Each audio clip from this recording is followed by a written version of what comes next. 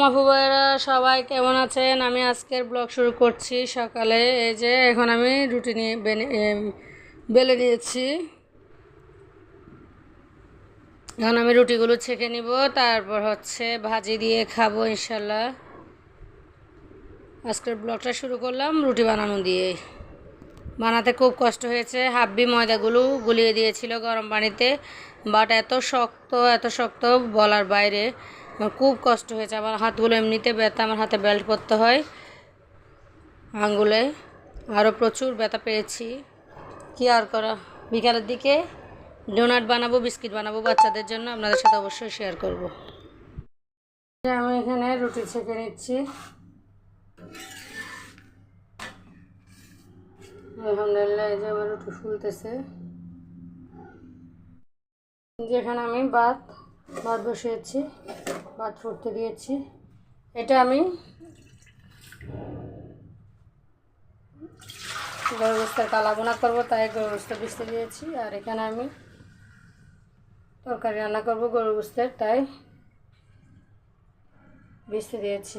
এই যে দেখুন, কেটে নিয়েছি, টমেটো কাটতেছি। এদিকে আমি কাঁচামরিচ কেটে নিচ্ছি।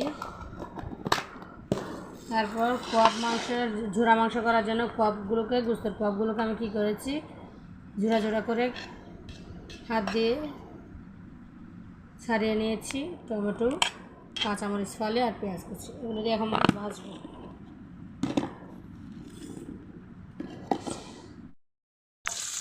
আমি পেঁয়াজ কুচি দিয়ে দিলাম, রসুন কুচি দিয়ে নিলাম, টমেটো কুচি দিয়ে নিলাম।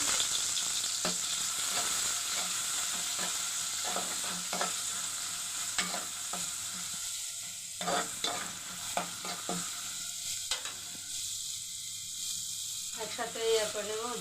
ইয়াগুলো দিয়ে দিলাম, গোস্তের জোড়া যেগুলো হাতে ছাড়িয়ে নিয়েছি, ওগুলো জোড়া মাংসগুলো দিয়ে নিলাম। এখানে আমি সামান্য নুন হলুদ পেঁয়াজ করবো।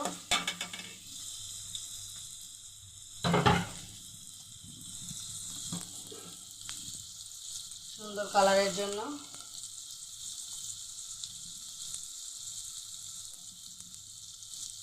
এখানে হলুদ গুঁড়ো অ্যাড করলাম একটুখানি।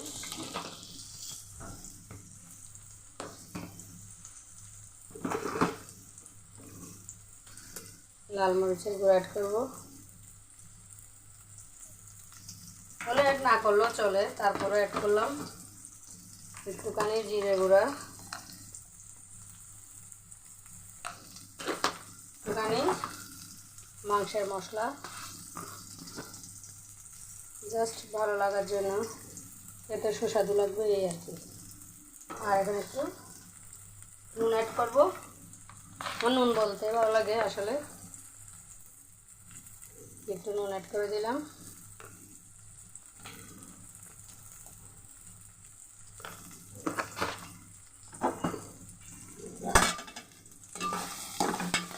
ঝুরা মাংস রেডি।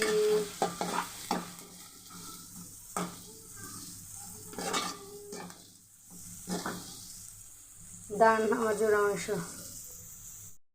দুপুরের খাবার ঝুরা মাংস আর লাউয়ের কষা ভাজি, কালকে রাতে করেছিলাম। এটা এই যে আমার মেয়েকে আর আমার ছেলেকে দিয়েছি, খাচ্ছে ওরা।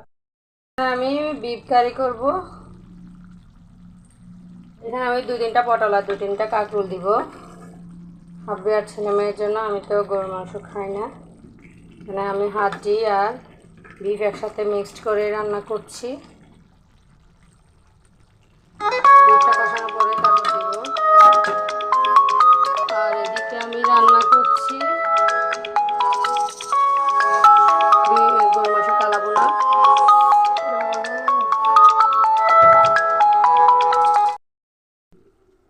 আমার বিফ কারি হয়ে আসছে আলহামদুলিল্লাহ।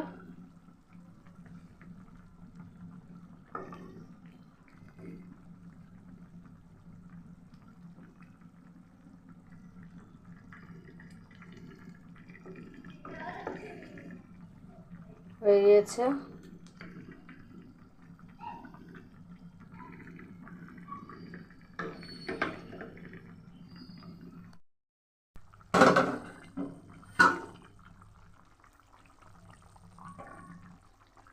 ঝোলটা শুকিয়ে আসছে।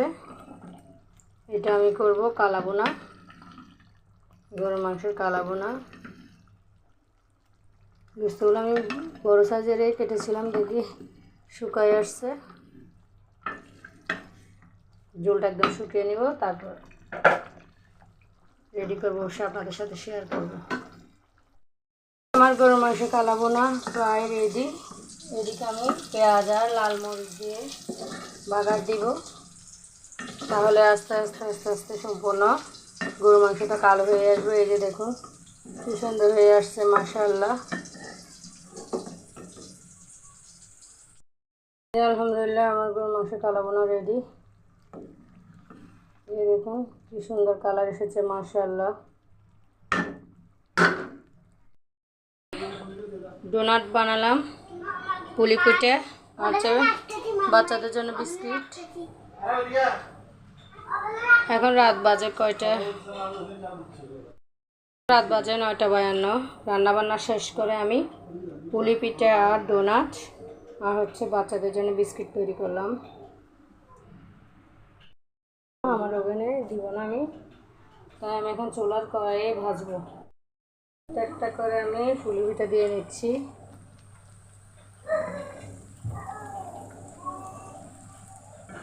ভেজে নিচ্ছি। আলহামদুলিল্লাহ, এখন আমি বিস্কিটগুলো দিয়ে নিব। চুলায় কিন্তু শুধু ওভেনে করতে হবে এমন কোনো কথা নেই, চুলায়ও কিন্তু করা যায়। এক এক করে আমি সব দিয়ে নিব। ভাজার পর আমার পুলি পিঠা মাশাআল্লাহ, মানুষের মতো আমি ছোটো ছোটো করে জিনিস বানাতে পারি না, যে বড় সাইজের বানিয়েছি বড় বড় করে। আর এই যে ডোনাট, এখানে আমি কোনো ডিম টিম ইউজ করি না, এগুলো কোকোনাট ডোনাট আর বিস্কিটগুলো অনেক সুন্দর হয়েছে মাশাআল্লাহ, খেতেও কিন্তু অসাধারণ হবে। খেয়েও দেখেছি, খুব ভালোই লেগেছে। বিসমিল্লাহ, অসাধারণ। দেখুন কি সুন্দর ভিতরে।